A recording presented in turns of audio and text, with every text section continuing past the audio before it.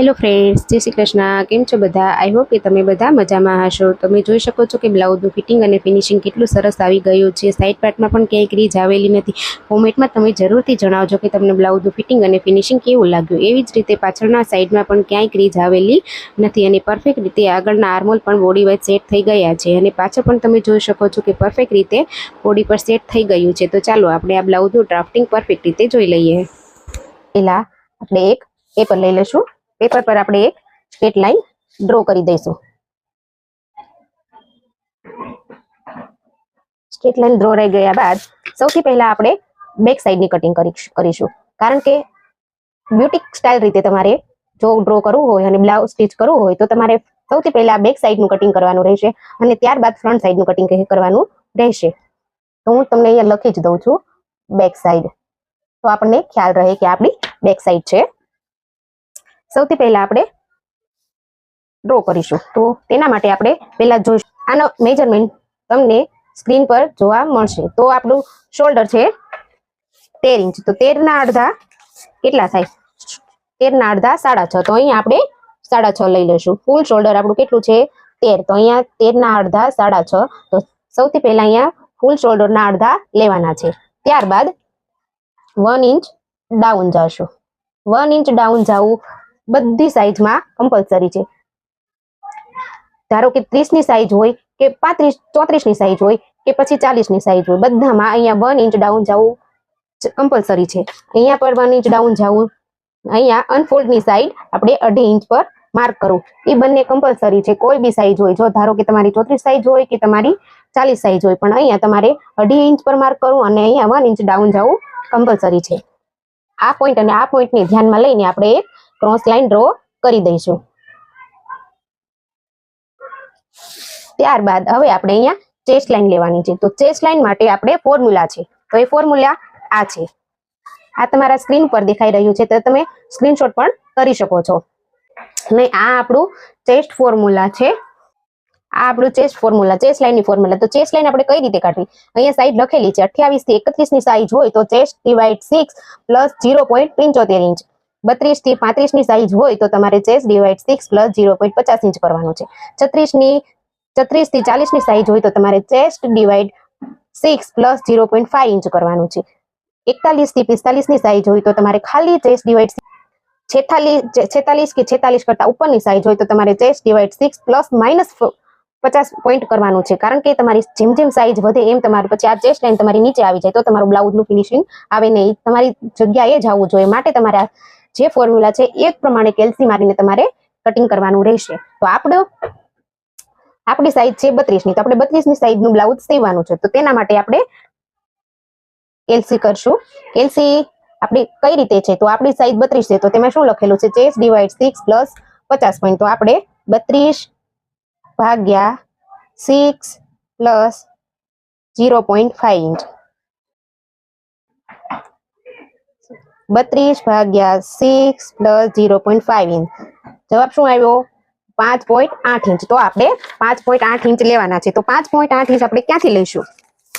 તો તમારે જ્યાં 1 ઇંચ ડાઉન ગયા હતા ત્યાંથી તમારે અહીંયા સુધીની લાઈન કરવાની છે.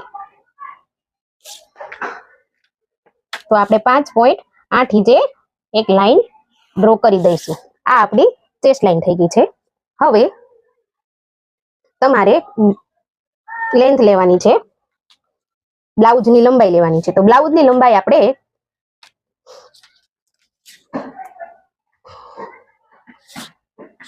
પાછળના ભાગમાં આ સ્ટ્રેટ લાઈન દોરેલી હોય ત્યાંથી જ લેવાની છે. તો પણ આપણે આગળ અને પાછળની લંબાઈ અલગ અલગ હોય છે. આગળની આપણે પાછળનો ભાગ આપણે સીધો હોય છે અને આગળનો ભાગ આપણે શેપમાં હોય છે. એટલે તમારે આગળ અને પાછળ કરતા 1.5 થી 2 ઇંચની ડિફરન્સ આવે છે. તો અહીંયા મારી પાછળની લંબાઈ છે 13 ઇંચ અને આગળની લંબાઈ છે 15 ઇંચ. તો હું અહીંયા આગળની લંબાઈ પ્રમાણે હું અહીંયા લઉં છું. લેવાનું આપણે પાછળમાં આપણે ડ્રો કરીએ ત્યારે આગળની લંબાઈ પ્રમાણે જ લેવાનું છે, પાછળની લંબાઈ પ્રમાણે નથી લેવાનું. અને કટિંગ પણ પાછળના ભાગનું કરવાનું પહેલા નથી. પહેલા ડ્રો આપણે પહેલા પાછળના ભાગનું કરવાનું છે અને કટિંગ પહેલા આપણે ફ્રન્ટ સાઈડનું કરવાનું છે. તો હવે અહીંયા આપણે ફિટિંગ લઈશું. તો આપણે ફિટિંગ આપણું છે સાઈઝ 32 ની. ચેસ્ટ ભાગ આપણો 32, તો 32 ભાગ્યા 4. તો આપણે શું કરીશું? 32 ભાગ્યા 4 જવાબ કેટલો આવ્યો? 8. તો આપણે 8 ઉપર માર્ક કરી દઈશું અને 1.5 ઇંચ આપણે એક્સ્ટ્રા લઈ લઈશું. થઈ ગયું. થઈ ગયા બાદ હવે નીચેની સાઈડ આવશું. નીચે આપણે વેસ્ટ સાઈડ આપણે કેટલી છે? કમરનો ભાગ આપણો છે 26. તો 26 ભાગ્યા 4 તો આવ્યો કેટલો? 6.5 ઇંચ. 6.5 ઇંચ પ્લસ એક અહીંયા એક ટક્સનો, પછી 1.5 ઇંચ આપણું માર્જિન. આ લાઈન આ પોઈન્ટ થી આપણે આ પોઈન્ટ ને જોડી દઈશું.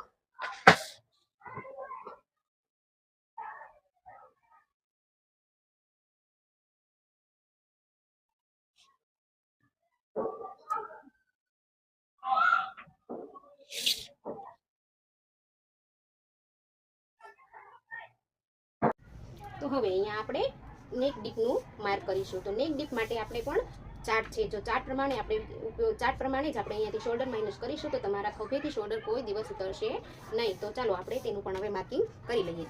તેનો આ શોલ્ડર માઇનસનો આ ચાર્ટ છે. તો શોલ્ડર માઇનસ ચાર્ટ જોવા માટે આપણે આ 3 મેજરમેન્ટની જરૂર પડે છે. તો આ 3 મેજરમેન્ટ જોવું હોય, કયા 3 મેજરમેન્ટ? તો આ રીતે છે. તેના આ ચાર્ટ છે. ધારો કે તમારે 1 ઇંચનું શોલ્ડર કરવું હોય છે, 1.25 ઇંચનું કરવું હોય, તેના માટે એટલું તમારે અહીંયાથી, હું બધું હમણાં તમને સ્ટેપ બાય શીખવાડીશ. અહીંયાથી તમારે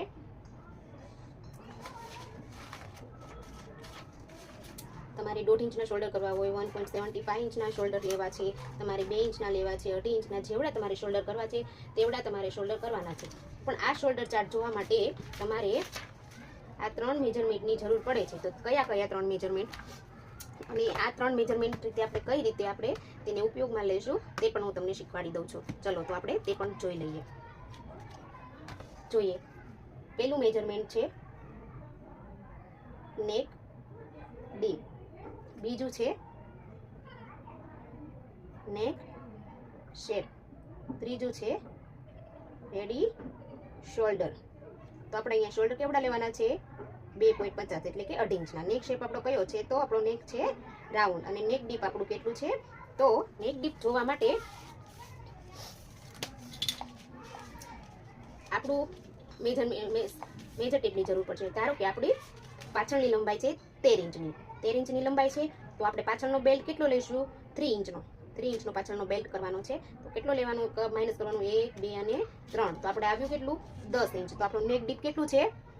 10 ઇંચનું. સમજમાં આવે છે તમને? આ 3 મેજરમેન્ટની જરૂર પડે છે: નેક ડીપ, નેક શેપ અને રેડી શોલ્ડર.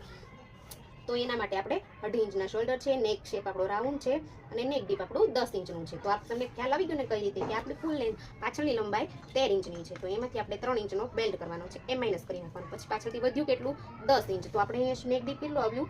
10 ઇંચ. તો હવે આપણે 2.5 ઇંચના જે શોલ્ડર છે તે ચાર્ટ જોઈ લઈશું.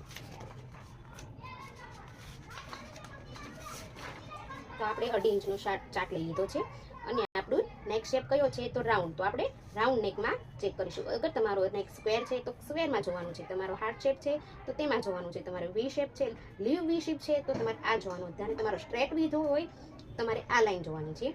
આપણે અત્યારે રાઉન્ડ શેપની લાઈન જોઈશું. આ તો આપણે લાઈન લઈ લીધી છે અને આપણે લેવાનું છે 10 ઇંચ આપણું ડીપ છે. તો આપણે જોવાનું છે કઈ આખેમાં 9 to 11 લખેલું છે. તો આપણે 9 to 11 માં વચ્ચે આપણું 10 આવી જાય છે. તો આપણે ત્યાંની લાઈન છે. તો અહીંયાથી આ રાઉન્ડ શેપ અહીંયા આવી ગયો અને અહીંયાથી જ્યાં આપણે પોઈન્ટ મળે ત્યાં આપણે કરવાનું રહેશે. તો આપણે માઇનસ કેટલું શોલ્ડર કરવાનું છે? તો 3 ઇંચ. સમજમાં આવે છે તમને? રાઉન્ડ શેપ 10 ઇંચ આપણી નેક ડીપ છે. તો 10 ઇંચમાં 9 થી 11 માં, અને ધારો કે તમારે 11 ઇંચ આવ્યું તો તમારે આ લાઈન ફોલો નથી કરવાની. તમારે અહીંયા 11 થી જે ચાલુ થાય છે તે લાઈન ફોલો કરવાની છે. તો તમારે 3.5 ઇંચ માઇનસ કરવાનું છે. પણ મારે અહીંયા 10 ઇંચ મિડલમાં આવે છે તો હું અહીંયા 3 ઇંચ માઇનસ શોલ્ડર કરીશ. જો તમે શોલ્ડર માઇનસ કરીને તમે બ્લાઉઝ સ્ટીચ કરશો તો તમારું ખભેથી ક્યારેય પણ ઉતરશે નહીં. તો અહીંયાથી આપણે 3 ઇંચ માઇનસ કરવાનું છે. તો કઈ રીતે આપણે માઇનસ કરીશું? તો આપણું ફૂલ શોલ્ડર કેટલું છે? 13 ઇંચ માઇનસ 3 ઇંચ આપણું આવ્યું હતું માઇનસ કરવાનું. તો આપણે એમાંથી માઇનસ 3 ઇંચ કરીશું. તો વધ્યું કેટલું? 10 ઇંચ.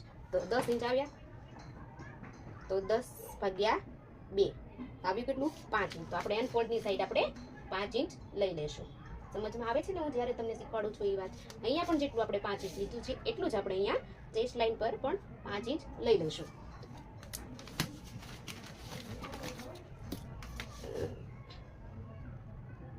અને એક સ્ટ્રેટ લાઈન ડ્રો કરી દઈશું. પછી આ માર્ક કરવાનો છે આપણે ગોળાઈ માટે, આર્મોલની ગોળાઈ માટે, તેનો પણ એક ચાર્ટ હોય છે. એ જ પ્રમાણે તમારે ગોળાઈ આપો તો જ તમારી ગોળાઈ પરફેક્ટ આવી જાય છે. તો આ લઈ લો આપણું આર્મોલ ક્રોસ માર્ક. તો એ ચાર્ટ જોવું હોય તો તમારે 28 થી 31 ની સાઈઝ હોય તો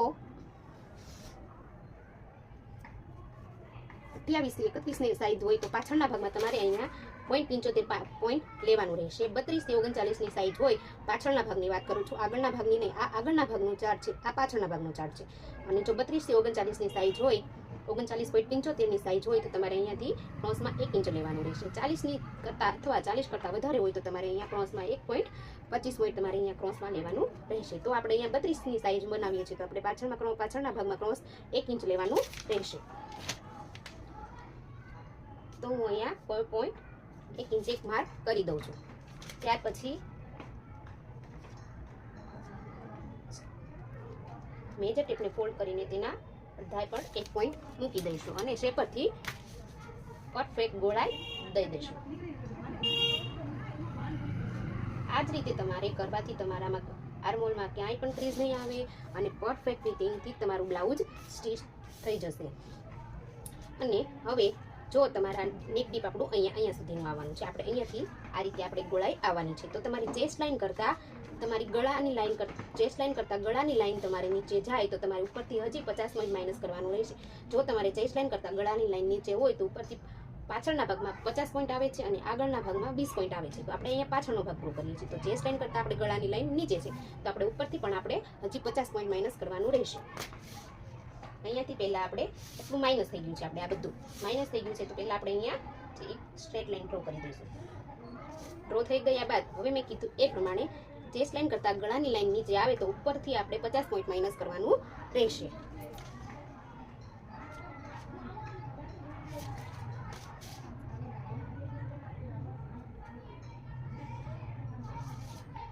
થઈ ગયા બાદ હવે આપણે ચેક કરશું કે આપણી લંબાઈ કેટલી રહી છે. આપણી 13 ઇંચની પાછળનું કરવાનું છે તો આપણે 14 ઇંચ લેવાનું છે. તો આપણે અહીંયા હજુ એક લાઈન ડ્રો કરી દઈશું.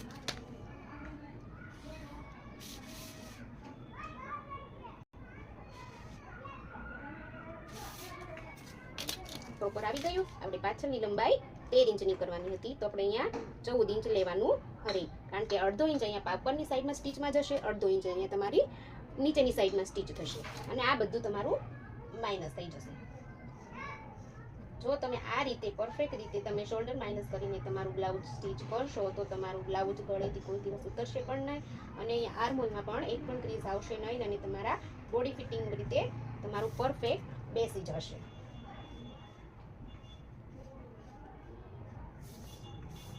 આ આપણો પાછળનો ભાગ છે. હવે આપણો 10 ઇંચની આપણી નેક ડીપ હતું તો આપણે તે લઈ લઈશું અને આપણા રેડી શોલ્ડર કેટલા હતા? 2.5 ઇંચના. તો અહીંયા આપણે 3.5 ઇંચ પર આપણે એક માર્ક કરી દઈશું.